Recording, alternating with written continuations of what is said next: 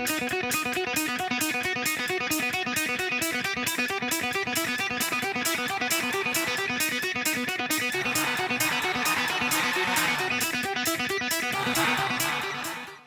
there, Jonathan Dawson here, and I've got another Sellchology strategy for you. This time it's all about the psychology of first impression management.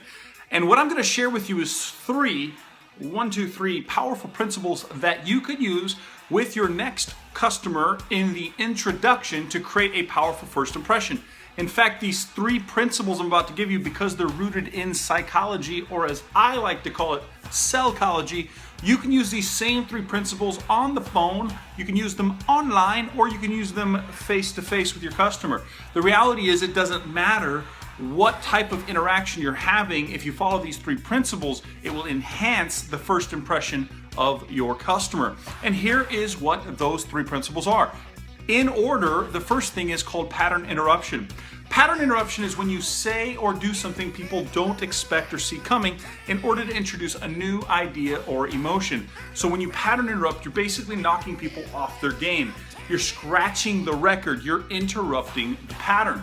You see, every person that meets you has in their mind their own game plan or strategy. They have in their mind their own pattern of thinking towards dealing with you.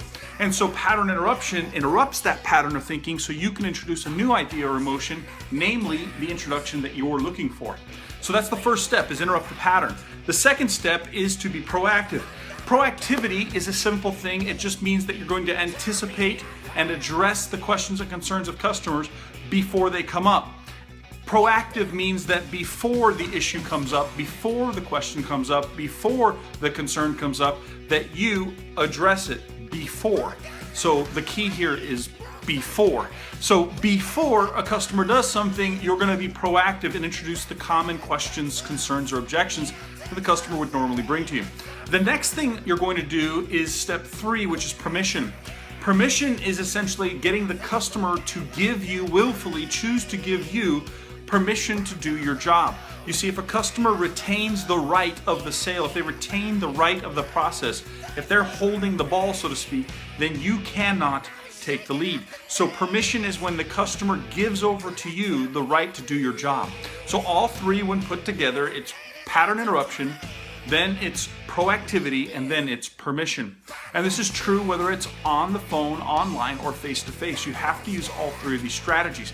And over the next videos in this series, I'm going to break down for you all three in detail, showing you examples that you can use on the phone, online, and face-to-face with your next customer to implement these three principles. But for now, if all you did was ask yourself, is my introduction currently interrupting the pattern of my customers? Is my introduction a pattern interruption? If it's not, then you must change it. If it's what they expect, it's not a pattern interruption. Also ask yourself, am I being proactive with my customers? Am I anticipating and addressing the questions or concerns prior to or before they come up?